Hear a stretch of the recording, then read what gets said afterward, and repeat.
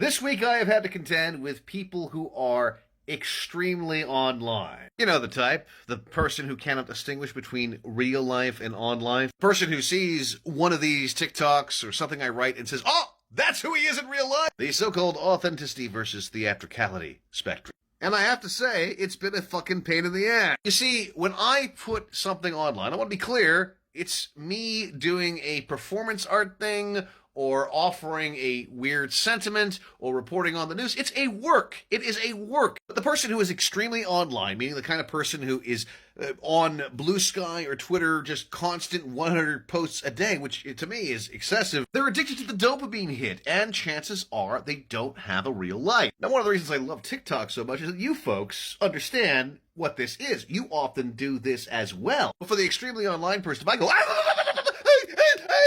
I must be crazy, right? Even though that's performance. But here is what I'm talking about. Tonight, I spoke to my girlfriend on the phone. I have a lot going on this weekend, so I'm not going to be able to see her. But I spoke to her son, and her son said, "Hey, Ed, when are you going to come back? When are we going to watch Godzilla movies again? I love watching Godzilla movies with that kid. That kid and I are forming a bond." That, to me, is the most important thing, not online.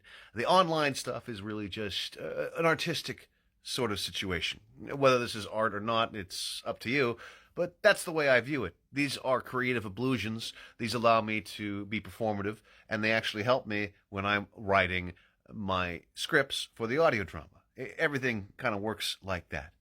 But that is the difference between real life. If you actually have a real life, you probably have someone like a little boy saying, "Hey, when are we going to watch Godzilla again? I miss you." That is real life. Emotions, right?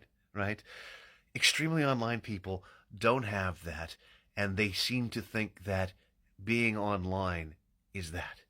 And it's not. And it's sad. And because that is their benchmark for how they view the world, they form impressions of people, in this case me, that are absolutely wrong. They don't know who the real me is. I've never met them.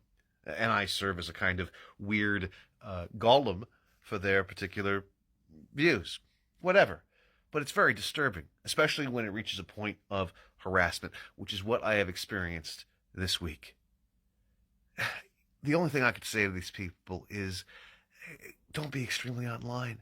I was extremely online, actually, well before it was fashionable. I'm not so much anymore. These TikToks I do are all one take. They don't take me that much time at all, because I just got a lot going on up here.